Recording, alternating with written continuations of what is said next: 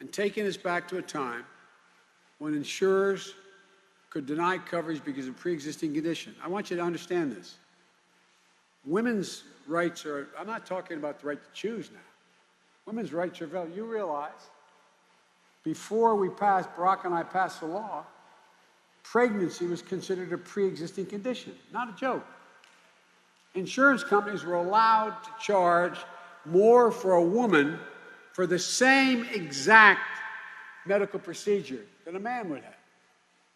Same one. And look what's happened. Minority communities were devastated. But he's done beyond that. He's vowed, and this isn't even getting much attention because so much chaos is going on. He vowed to, quote, terminate the funding source for Social Security. That's the withholding tax you pay, you know, for Social Security, 6.5%. He wants to terminate it. So it makes it look like you got more in your paycheck. But the actuary at the Social Security Department said, if he does that, Social Security will be bankrupt by the middle of 2023.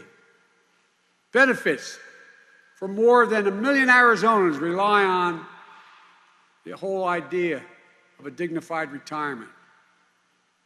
The fact is, President Trump can only see the world from Park Avenue. He thinks that Wall Street built America.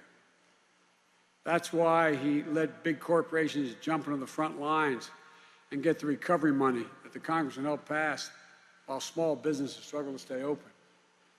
What people don't know, because it's so complicated, so much is happening, Congressman can tell you, there was an inspector general that they appointed, meaning somebody who had independent capacity to look into anything that was being done on the money being spent, okay? I had an inspector general overlooking the $800 billion I was responsible for. Twice, every 2 weeks, I met with him in detail, so we knew exactly where the money was going. What's the first thing the president did? He fired the inspector general. Think about that now. 40% of all the money that was supposed to go to small businesses in the first time around went to the Mar-a-Lago crowd, the wealthy. No, I'm not, you think, I mean, if this wasn't so true, I'd be reluctant to say it because it sounds so bizarre.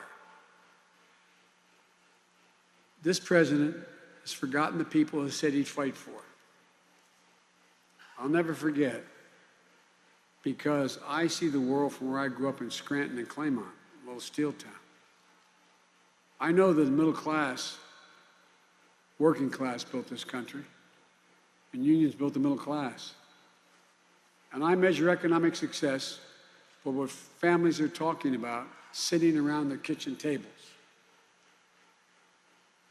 about having a decent job and benefits, about keeping their small business dream alive, about the conversations that took place this morning. Well, we need 4 new tires. The tires are bald in the car. We got to wait. We can't afford to get them. Can't do it. Who's going to tell her she can't go back to the community college because we just can't borrow any money anymore?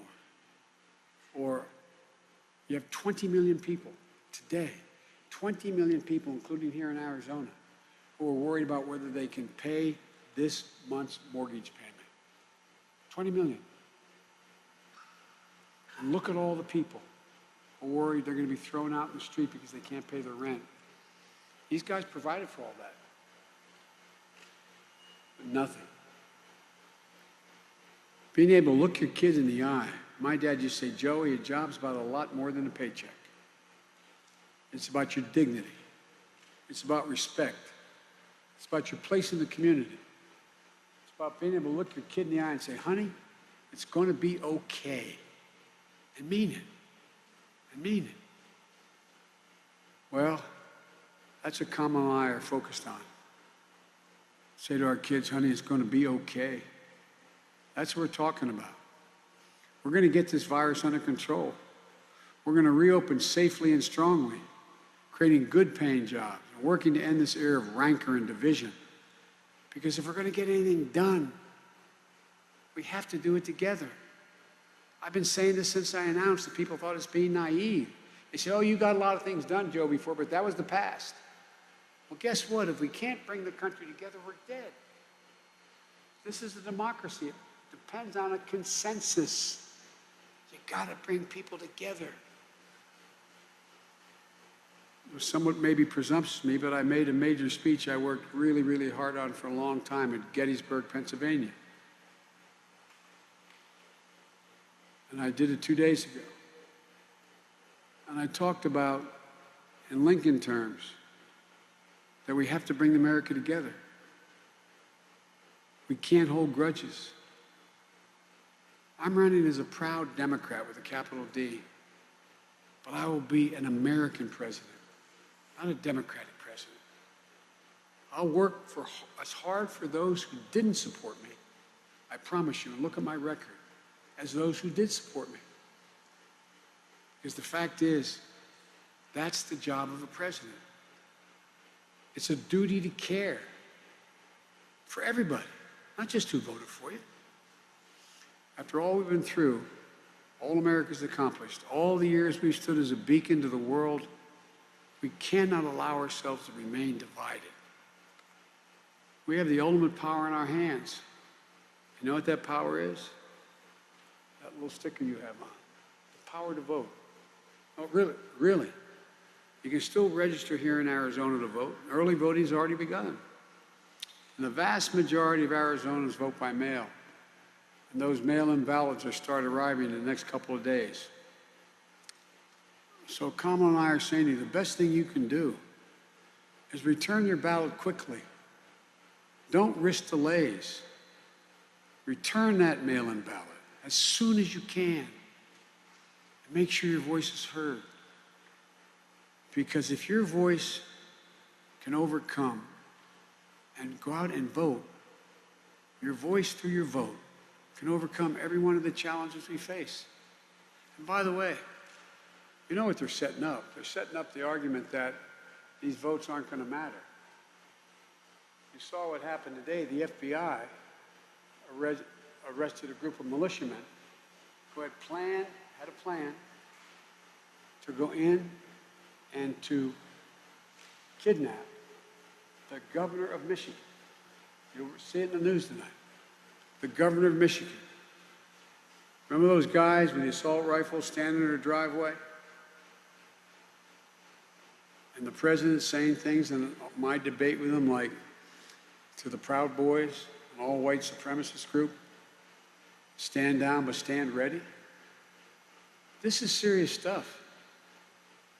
We can't just win by a vote. We've got to all turn out. We can be better than we've seen. We can be what we are at our best if we all get out and vote. And at our best, we're the United States of America. And all kidding aside, it's not some prosaic thing. The fact is, America's never, ever failed. We've stood up together. We're the only nation in the world that's come out of every single crisis, war or economic crisis, stronger than when we went into the crisis. So folks, I'm more optimistic today about America's chances at home and in the world than I've ever been. I've been around a long time. I've worked with a lot of presidents. I really mean it.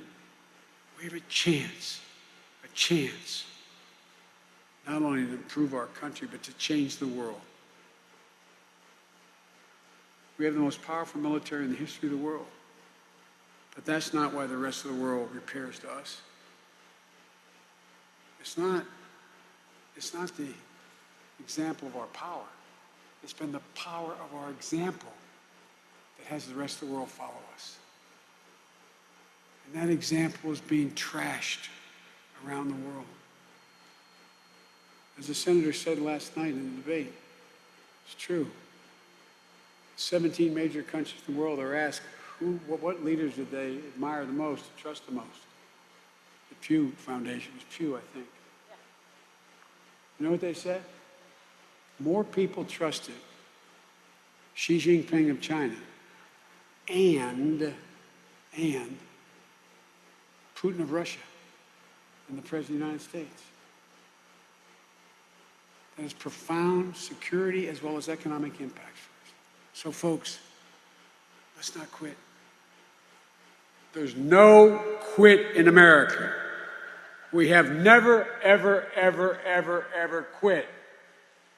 And if we need you to stand up at any time in our history, we need you now. Thank you for being here. God bless you, and may God protect our troops. Thank you.